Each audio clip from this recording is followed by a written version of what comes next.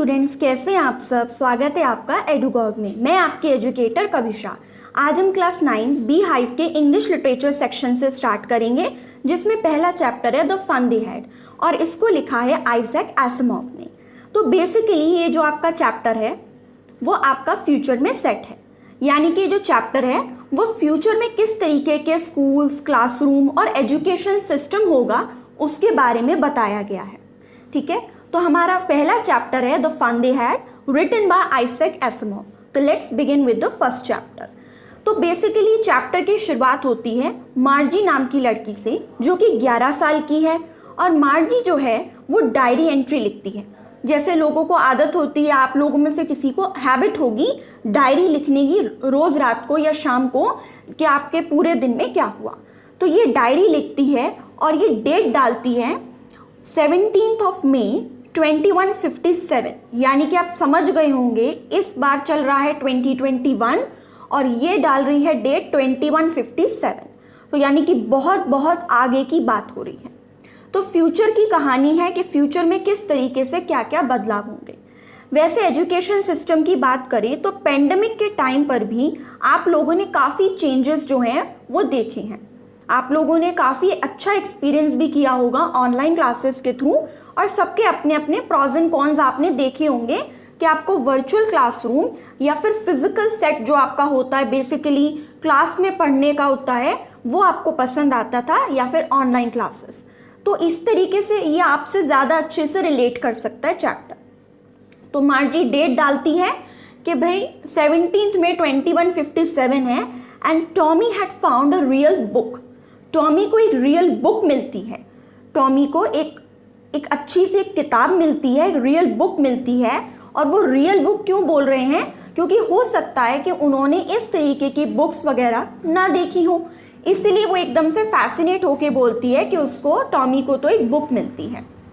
और यहाँ पर मार्जी के ग्रैंडफादर ने उसको पहले भी बताया था कि किस तरीके से ग्रैंडफादर के ग्रैंडफादर जब वो छोटे थे तो वो किस तरीके से स्कूल्स वगैरह जाया करते थे और उनकी पढ़ाई का जो सिस्टम था वो कितना ही ज़्यादा डिफरेंट था। तो इस तरीके से वो अपनी डायरी एंट्री को कंटिन्यू करती है। तो जब इनको ये बुक मिलती है तो वो उसके पेजेस वगैरह को टर्न करते हैं, और बुक क्योंकि पुरानी हो चुकी है तो पेजेस हो जाती हैं येलोइश कलर में और काफ़ी ज़्यादा सिकुड़े हुए से और क्रिंकल्ड पेज होते हैं, बहुत ज़्यादा येलो और बहुत ही ज़्यादा सूखे सूखे से पेज हो जाते हैं। मतलब पलटने में भी ना इतना स्मूथनेस नहीं रहती है, क्योंकि बुक तो भाई बहुत पुरानी है इस वजह से।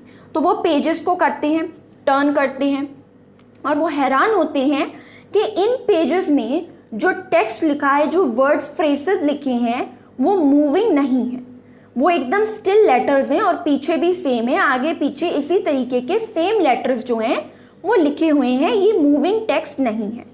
हो सकता है ये जो बुक्स यूज़ करते हैं ये लोग टेली बुक्स यूज़ करते हैं, तो उसमें टेक्स्ट जो होता है वो मूविंग होता है, यानी वो रनिंग लेटर में होता है, चलता चला जाता है। तो ये जो बुक मिली थी उसमें तो हमारी जैसी बुक्स हैं, उसमें टेक्स्ट एक जगह पर स्टिल लेटर्स और वर्ड फ्रेजेस हैं और टेक्स्ट मूविंग नहीं है। तो ये हैरान होते हैं।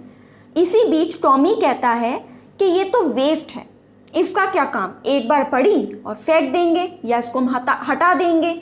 और मेरे टेलीविज़न सेट में तो इतनी सारी बुक्स हैं, हमेशा नई नई आती रहती हैं, तो मैं टेलीविज़न सेट थोड़ी ना फेंक देता हूँ, बुक को तो पढ़ा और फेंक दिया।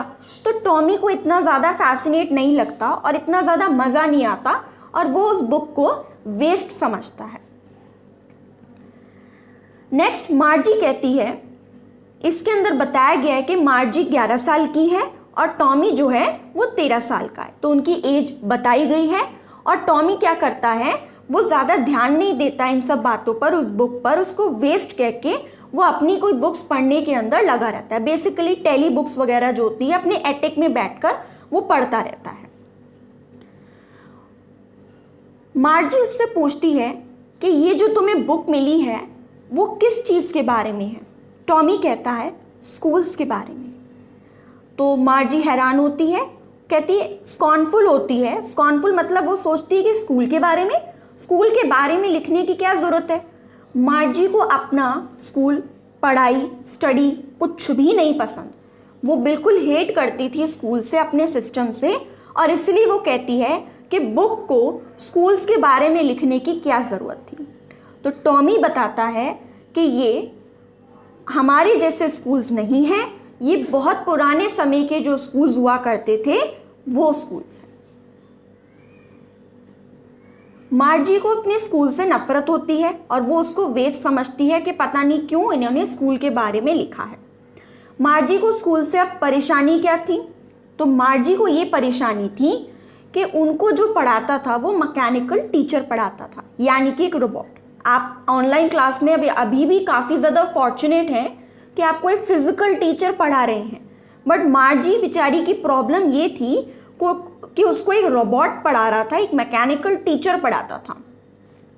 और वो जो रोबोट था वो बारी बारी क्या करता था, उसको ज्योग्राफी में टेस्ट देता रहता था, जिसमें वो लगातार काफ़ी ज़्यादा ख़राब परफॉर्मेंस कर रही थी।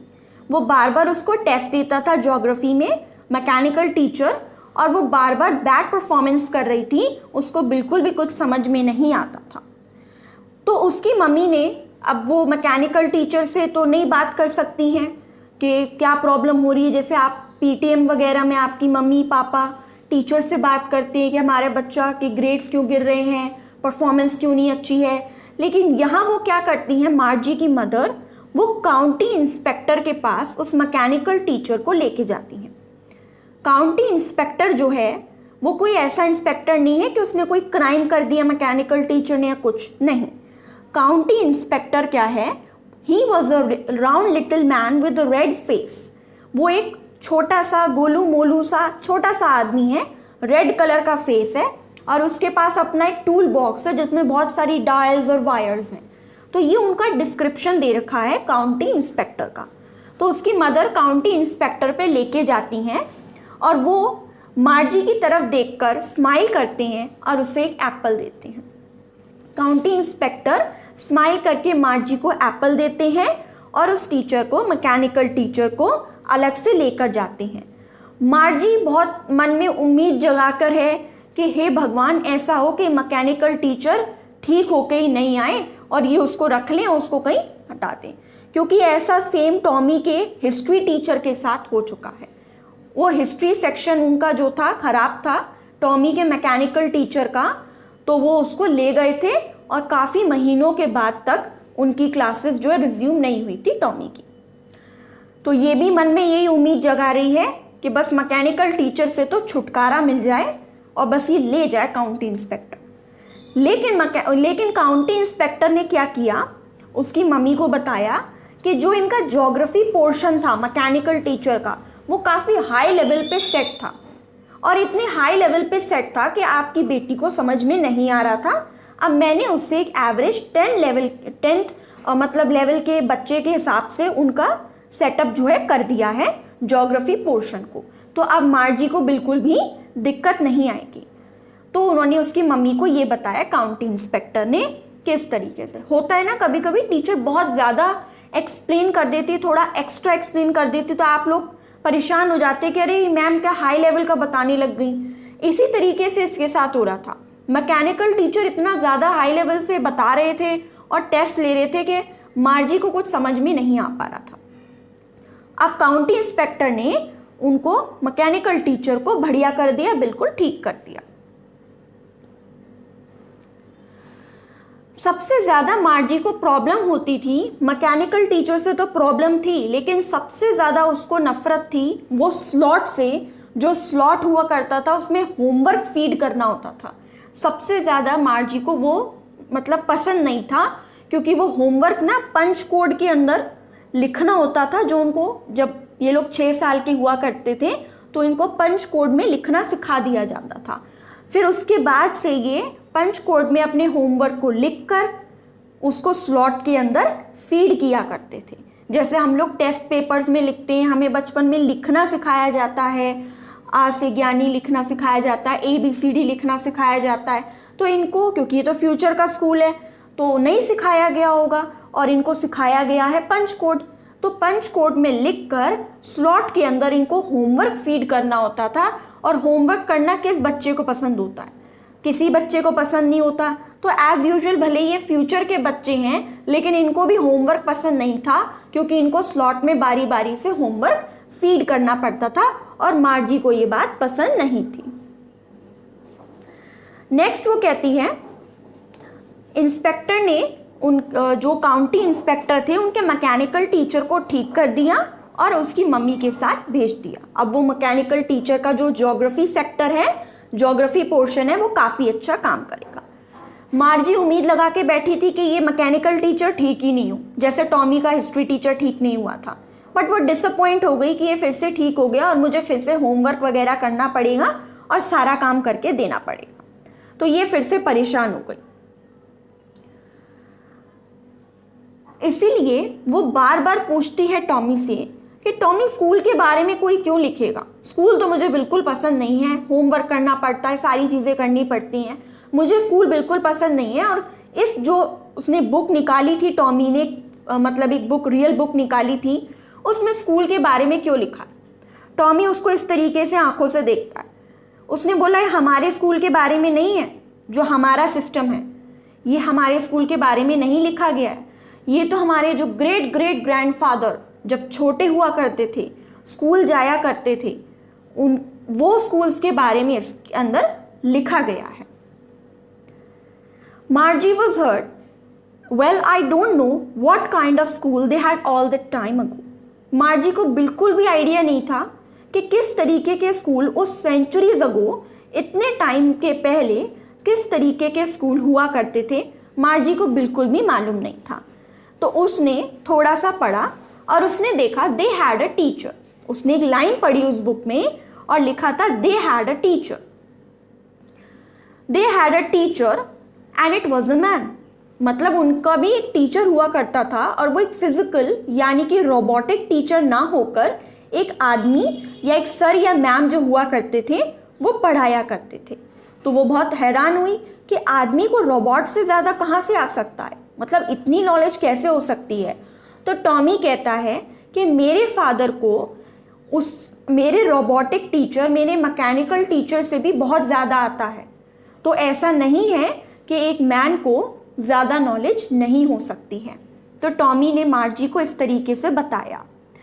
मार्जी wasn't prepared to dispute that and I wouldn't allow any strange man in my house to teach me। मार्जी कहती है कि अरे जो भी हो, ज़्यादा भी आता हो, तब भी मैं किसी स्ट्रेंजर को अपने घर में आकर मुझे नहीं पढ़ाने दूंगी। तो टॉमी कहता है, अरे बुद्धू लड़की, वो घर पर नहीं आते हैं पढ़ाने के लिए। बच्चे जो थे वो एक कन्फाइंड बिल्डिंग में जाते थे और वहाँ पर अपनी ही उम्र के सभी बच्चों के साथ पढ़ा करते थे। बिल्कुल हमारे जैसे स्कूल की बात कर रहे हैं ये, कि हम लोग स्कूल बिल्डिंग में जाया करते थे, जाते हैं और वहाँ पर पर्टिकुलर क्लासरूम्स होती हैं, असेंबलीज होती हैं और टीचर जो है बारी बारी से पीरियड लेकर पढ़ाते हैं और एक सारे बच्चे जो क्लास में बैठकर पढ़ते हैं सेम चीज़ को बैठकर पढ़ते हैं। तो टॉमी उसको ये सारी चीज़ों के बारे में बताता है कि वो एक सेपरेट बिल्डिंग हुआ करती है और वहाँ पे टीचर और ये स्टूडेंट जो है आपस में मिलकर पढ़ा करते हैं, पढ़ाते हैं और टीचर उनको होमवर्क देती है और इसी तरीके से कलेक्ट करती है। तो ये टॉमी ने उसको बताया। But my mother says a teacher has to be adjusted to fit the mind of each boy and girl. It is very obvious कि टीचर जो है जब बच्चों को पढ़ा रही होती हैं, फिजिकल टीचर की बात कर रही हूँ मैं, कोई मैन या कोई मतलब मैडम या सर की बात हो रही है, जो हमारे टीचर्स हैं उनको बहुत जल्दी पता चल जाता है कि आपको समझ में आ रहा है कि नहीं, आपका क्लास में आप अटेंटिव है कि नहीं, वो आपके जेस्चर्स, आपके हाव भाव देखकर पता लगा सकते हैं। तो मार्जी की मम्मी ने भी बताया कि जो टीचर्स होते थे जब वो एक पर्टिकुलर क्लास को या एक पर्टिकुलर एज ग्रुप के बच्चों को पढ़ाते थे तो उन्हें उनके माइंड के हिसाब से, उनके लेवल के हिसाब से पढ़ाना पड़ता था। आपने खुद देखा कि काउंटी इंस्पेक्टर ने भी ज्योग्राफी सेक्टर को उसके मार्जी के लेवल तक किया, क्योंकि वो बहुत हाई लेवल का पढ़ाने लग गए थे, क्योंकि बच्चे के माइंड के लेवल के अनुसार, उसके इंटेलेक्ट के अनुसार ही पढ़ाया जा सकता है। तो इसी तरीके से मार्जी की मम्मी ने मार्जी को बताया कि हर बच्चे के लिए मतलब डिफरेंट होते हैं, सारे बच्चे आपस में एक जैसे नहीं होते हैं और इस तरीके से टीचर को ये सारी चीज़ों को देखकर पढ़ाना होता था। नेक्स्ट वो कहते हैं उसकी मम्मी जो है टॉमी और मार्जी, मतलब उसकी मम्मी जो मार्जी की मम्मी है, मार्जी को बुला लेती हैं कि बेटा तुम्हारे स्कूल का टाइम हो गया है। और आप बहुत हैरान होंगे जानकर कि उसका स्कूल के लिए उसको कोई स्पेशल बिल्डिंग में नहीं जाना है।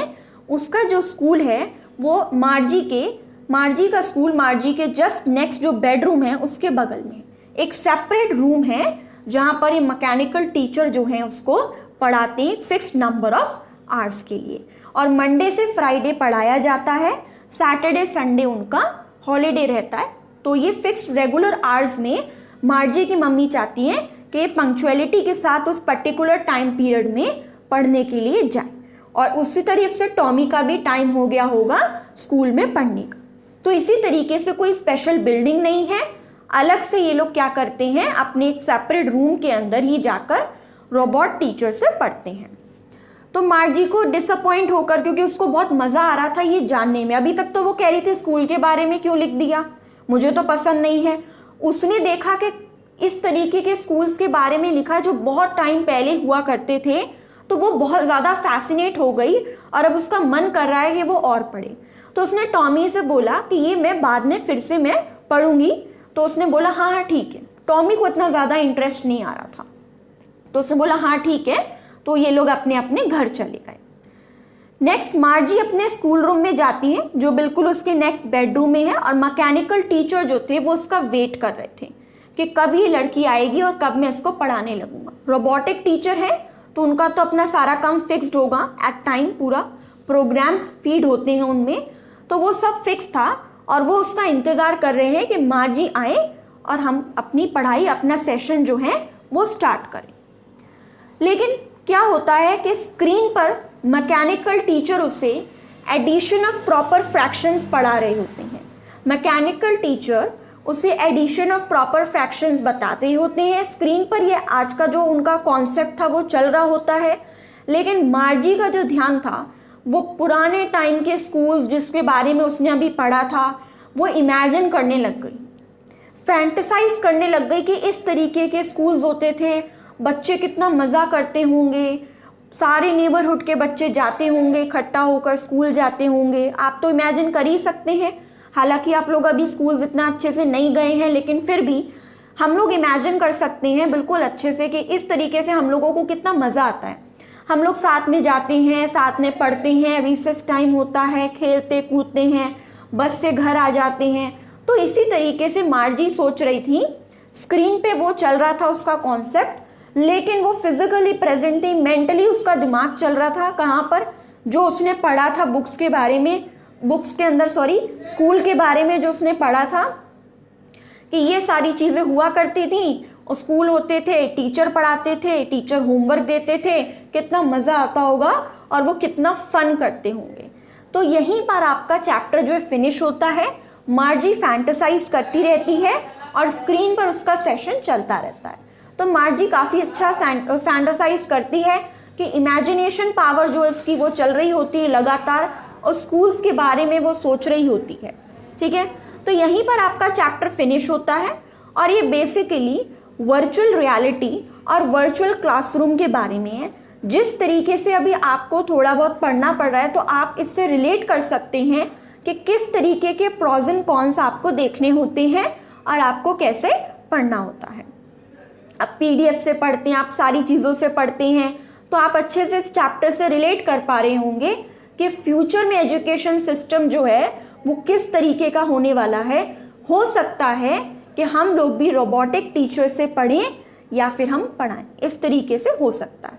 ठीक है, तो यहीं पर आपका बी हाइव का सबसे पहला चैप्टर है the fun they had finish होता है। और इसी के साथ अगर आपको हमारी वीडियो, हमारा कॉन्सेप्ट एक्सप्लेनेशन अच्छा लगता है तो हमारी वीडियो को लाइक करें, शेयर करें, सब्सक्राइब करें अपने क्लासमेट्स के साथ, और इसी तरीके से पढ़ते रहिए। Thank you.